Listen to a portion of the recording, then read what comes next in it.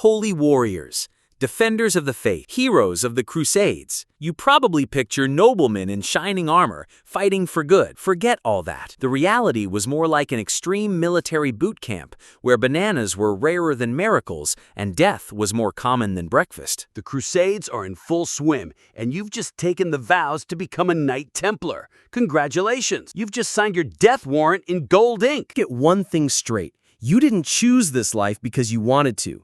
You were probably a second or third son of a noble family with no right to inheritance.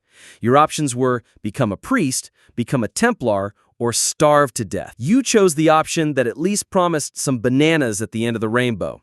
Spoiler, there were no bananas at the end of the rainbow. You took 3 sacred vows: poverty, chastity, and obedience. Translated into banana language, you gave up all your bananas, any chance of getting bananas through relationships, and promised blind obedience to whoever controlled the bananas.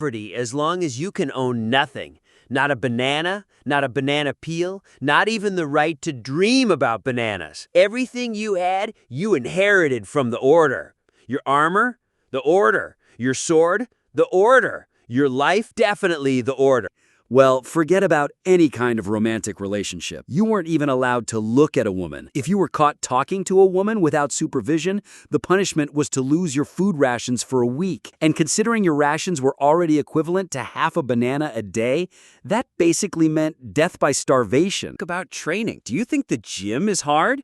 The Templars trained from 4 in the morning until 10 at night, every day. No exceptions, no weekends, no holidays. A bowl of porridge that had the consistency and taste of wet cardboard. Nutritional value equivalent to a quarter of a banana. After that, 6 hours of sword training under the blazing sun, wearing armor that weighed more than you. Another porridge. Another 6 hours of training. Dinner? Guess what? Porridge. And if you complained about the food, you wouldn't eat for 3 days.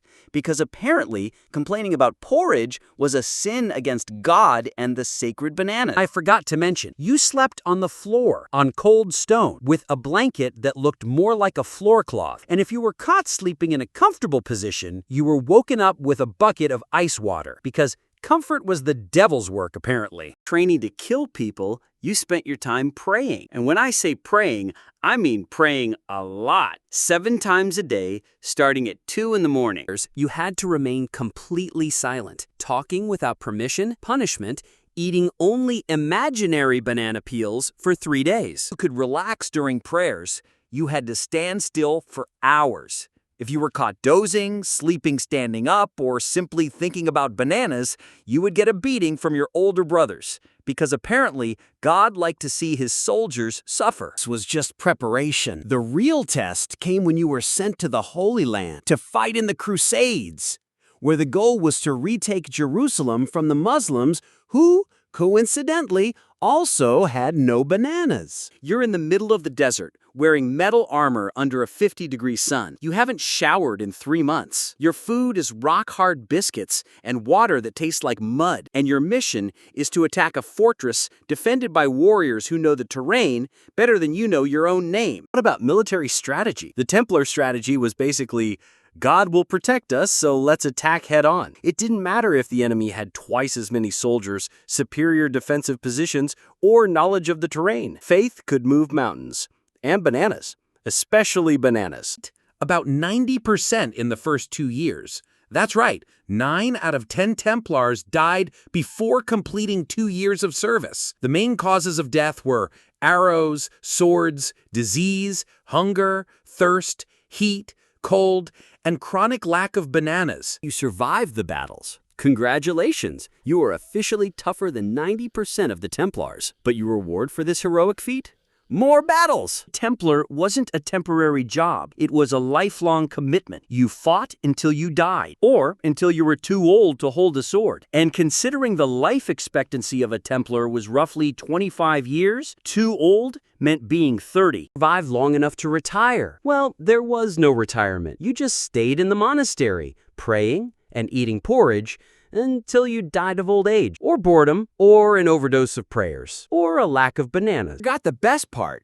At the end of the Crusades, when it became clear that the Templars had failed miserably in their mission, what happened? The Pope declared them heretics and had them all burned at the stake. That's right. After a lifetime of suffering in the name of God, they were executed by God, or at least by his representatives on earth. Now your career as a Knight Templar ends. If you were lucky, you died in battle, quickly, with a sword in your chest. If you were unlucky, you died slowly of disease, starvation, or at the stake of the Inquisition. Is that being a Knight Templar was one of the most brutal professions in human history. They were soldier monks, living lives of extreme deprivation, fighting impossible wars for a cause that was ultimately abandoned by the very leaders who created it. Time you complain about your job, remember, at least you don't have to take vows of poverty, chastity, and obedience.